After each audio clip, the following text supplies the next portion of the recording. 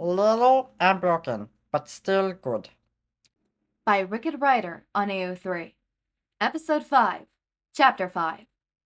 Come on, Dad! Eri pulled Shota's arm with all the strength she had, which wasn't too much, but still enough to pull Shouta faster down the hallway. I want to show you my desk.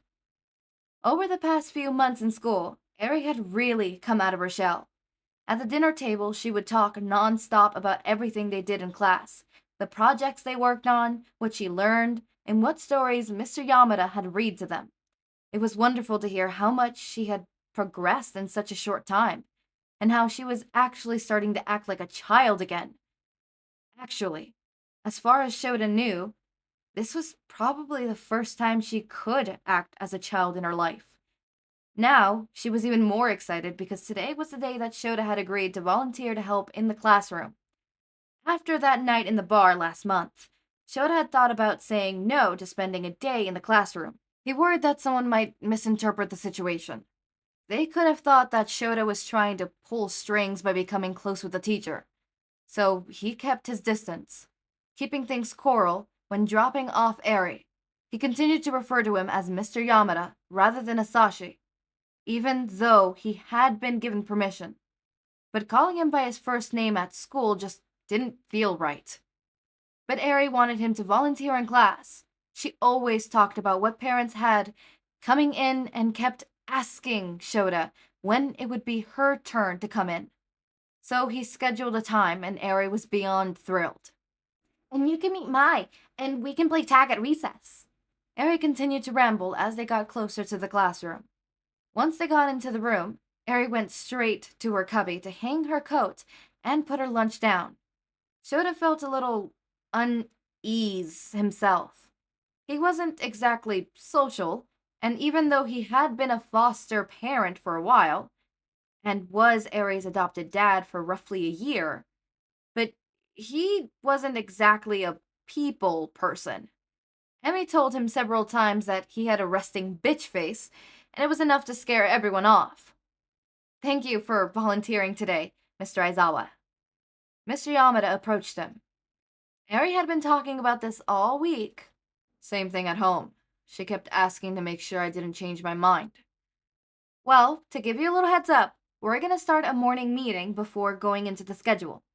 He pointed at a breakdown of the day on the board. Shota was a little surprised at how much stuff the class was supposed to cover, although it had been a long time since he had been in elementary school, so it's not like he would remember what it was like. Actually, the only part of school he remembered that he liked was nap time, so some things never changed.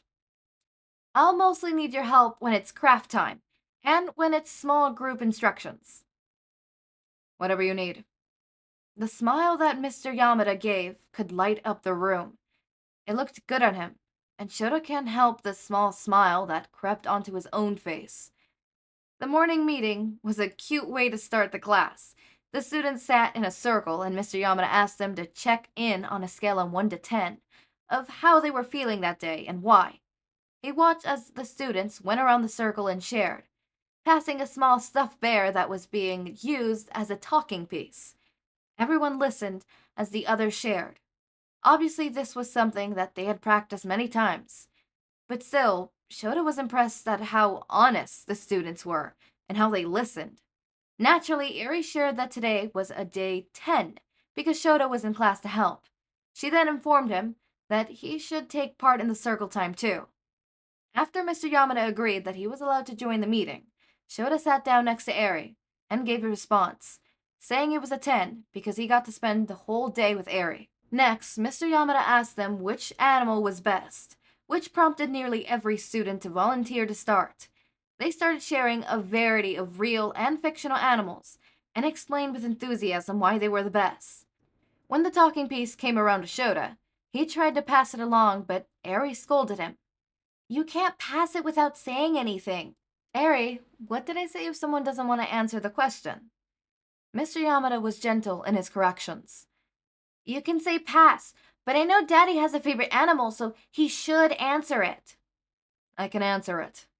Shota felt a little uncomfortable, After all, this was a silly question that was obviously meant to help Mr. Yamada learn a bit about his students and have them learn about each other. Since he was only here for a day, he didn't really need to be a part of this, but with Eri looking at him with such a pleading eyes, he had no choice but to answer. A cat. You gotta say why. Eri refused to take the talking piece from him. It was nice to see a more confident side of Eri. Although he hoped that this wasn't going to be an initiative of her teenager years, he gave a sigh before answering. Because cats are simple. If they don't like someone, then they aren't afraid to show it. But if you have patience and you let them come when you're ready, they can be really sweet. When he looks up, he could see Mr. Yamada, giving him a kind smile that made his stomach flip. Shouta immediately looked away and passed the talking piece to his daughter, who started talking about unicorns immediately. While she was sharing, Shouta had to mentally scold himself. There was no reason why he felt like he did just a moment ago. Sure, he enjoyed being able to spend time with Hizashi, Mr. Yamada. They were at school, and Shouta needed to remember to call him that. And seeing how much he had helped Eri to grow made him happy. But he was her teacher, and Shouta wasn't allowed to develop any feelings for him beyond something professional, no matter how attractive Shouta thought he was. That thought came out of nowhere. Hisashi was definitely an attractive person with his green eyes that always seemed to convey his emotions, and his personality was brighter than the colors of his outfits. He seemed to be the type of person that people would flock to, whether as a person or more than that. But Shouta hadn't really thought much of it. While he could appreciate a beautiful face, he knew that nothing could ever happen between them. With that thought, Shouta snapped himself out just as the last person was sharing their response. The rest of the morning went fairly smoothly, although there were a few kids who were apprehensive when Shouta came up to help them with various lessons throughout the day. He wasn't sure why one student told him that he didn't need help with the scissors he was using, but immediately turned to Mr. Yamada and asked for help. So he stepped back and waited to see if there was anything else he could do. One conversation that was meant to be a whisper, although young kids had no idea how loud they really were, revealed the issue.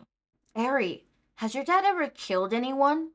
A young boy who refused to take off his spiky hat asked loud enough that likely everyone could hear. No, Coda, don't be stupid. Eri didn't bother to quiet her own voice. He's the nicest dad in the whole world. He would never. Shh! Coda tried to quiet her down. He looks like Yakuza. Are you sure he's not? Maybe he just hasn't told you since you're such a baby. All right, class. Mr. Yamada had obviously had enough of the conversation. Instead, he turned to the whiteboard and wrote a single word on it. Prejudice. Who here has ever heard of this word? No one raised their hand. The word is prejudice.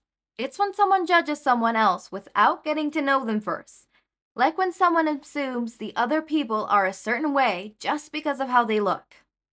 Mr. Yamada continued in a gentle tone. Mr. Yamada, don't worry about it. Shouta spoke up. They're just kids. It's fine. Not in my class, but I appreciate you saying something. Mr. Yamada answered before turning back to his class. Now, it's easy to group people based on how they look or act. In fact, grown-ups do this all the time. But often it could be harmful to people or even groups of people. Now, I know that mistakes happen, and no one should be in trouble for a mistake. But now that you've all learned this, the second time isn't a mistake. It's on purpose. So next time, let's all watch the way we talk to one another. Sound good, listeners? There was a chorus of yes, Mr. Yamada, and they all went back to their normal craft activities. This must have been a normal occurrence in the class. Shouta was grateful that the kid, Koda, wasn't going to be getting into trouble just for being a kid. At the same time, he was grateful that Mr. Yamada was able to spin the situation into something that kids could learn from. Eri would definitely be learning how to be a decent person in his class. Again, he found himself thankful that she was a part of this class. Koda was struggling with opening something, but didn't ask for help. Shouta took it as an opportunity to show that he wasn't nearly as scary as he assumed. When he approached, Kota didn't even look from where it was he was trying to open. Need any help? Shouta crouched down to be at eye level. He was able to see the young boy was trying to open a small packet of glitter. It seemed a little hazardous to give a kindergartner glitter, seeing it would probably just get all over the place. But Shouta wasn't going to question it. No, I got it, Kota retorted, trying to bite open the clear plastic, but it wasn't budging. Are you sure? Yeah, I can do this. He pulled as hard as he could, and evidently it was where the tear marks was to open, since the packet ripped in two and green glitter rained down over the pair of them. Kota looked like Shouta was about to give him a death sentence. Sorry, I didn't mean to. It was an accident. Shouta just chuckled and shook some of the glitter out of his hair. You know, Mr. Aizawa, Mr. Yamada called out from across the room. He was busy helping another student apply glue to her project. I think green is your color. Watch this. Shouta lowered his voice to talk to Kota, who looked confused. Trying to remain as silent as possible, Shouta grabbed the glitter packet off of Eri's desk, who was trying really hard not to laugh.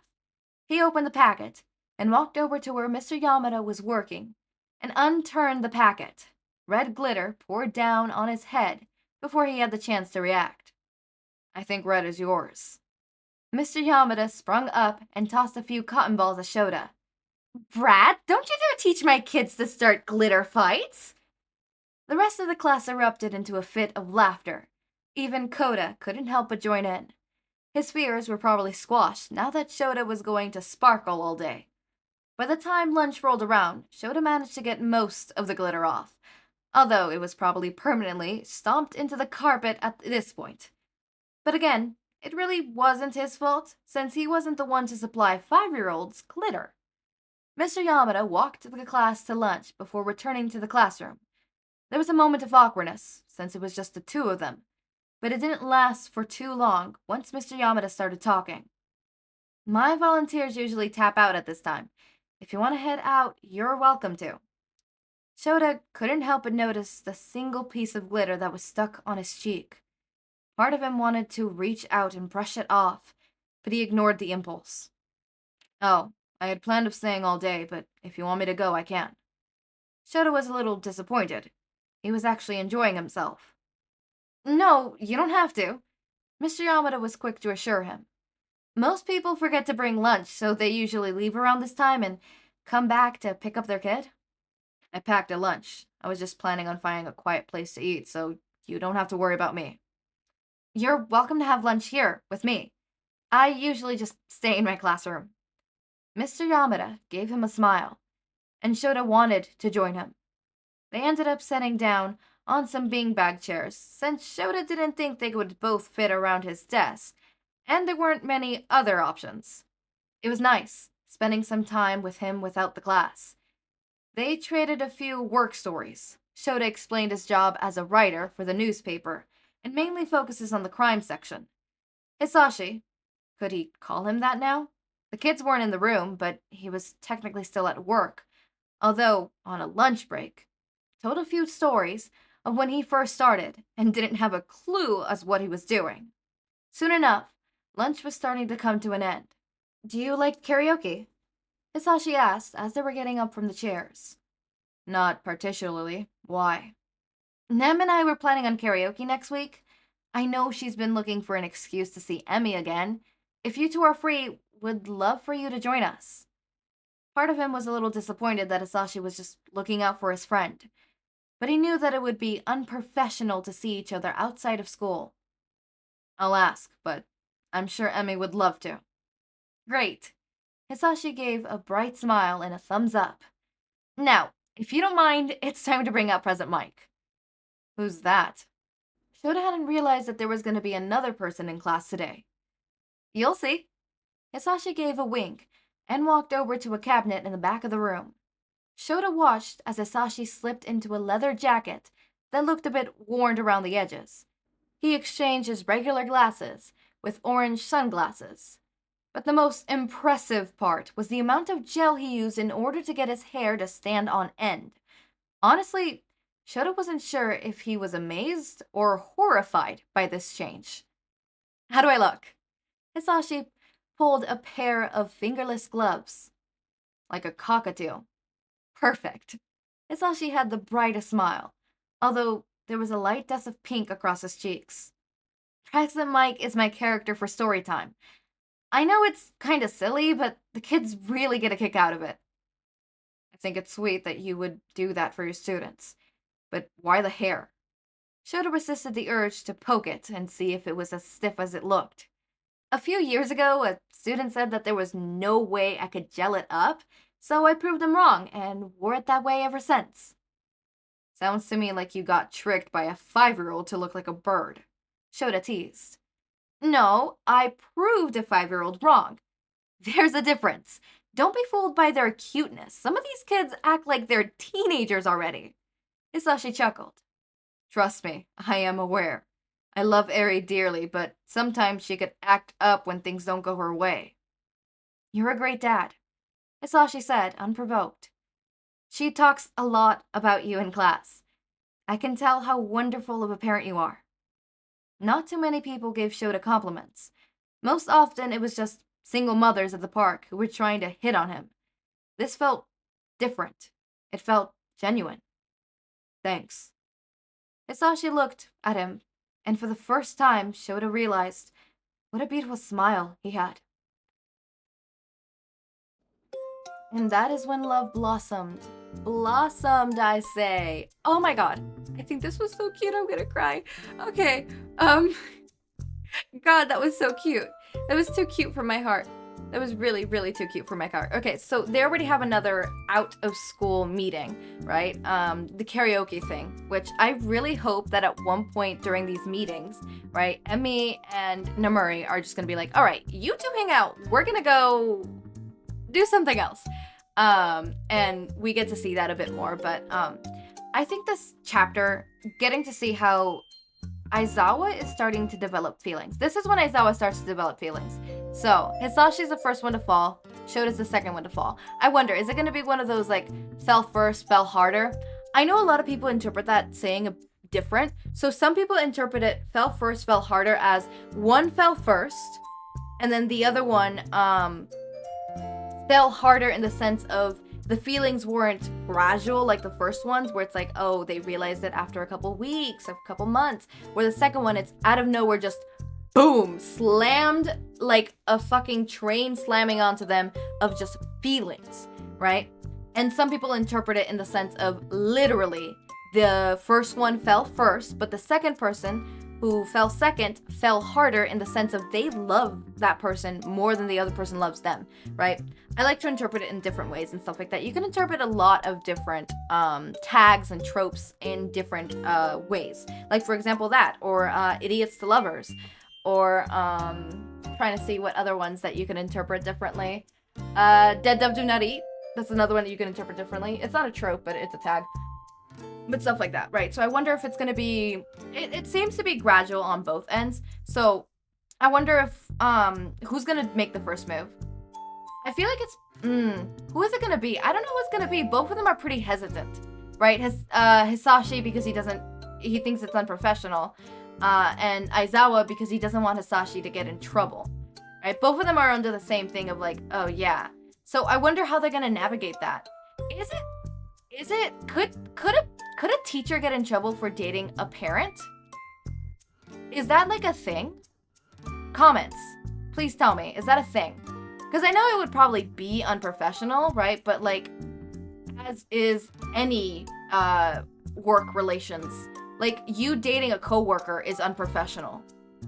But does not mean that it's necessarily bad or that you could get fired. It's just unprofessional. So in this sense, I'm trying to see, is it ethically okay? I feel like it's ethically okay. But is it professionally okay? Ethically, it's okay. The coworkers one can get a little iffy because of the imbalance of, what's it called? Of power. The power imbalance. Right? It could get a little iffy if it's like a boss and employer kind of situation. That one could get a bit iffy. obviously with power imbalances and stuff like that. But I wonder how they're gonna get. I wonder who's gonna scout who. How is it gonna happen? I feel like it's probably gonna be Hizashi. I'm calling it. It's Hizashi. Hisashi's the one who's gonna. No. Hisashi's pretty hell-bent of the fact that he's off limits. Fuck, I really don't know who it's gonna be. Who do you guys think it's gonna be? I have no idea. I thought Hizashi at first, but I'm like, now that I think about it, I really don't know. So, what do you guys think? Anyways, as always, my raindrops, make sure to eat, sleep, drink water, take your meds. Have a wonderful day or night. Link to my Discord server and socials are down in the description. Subscribe to see more of my content, and thank you so much for watching.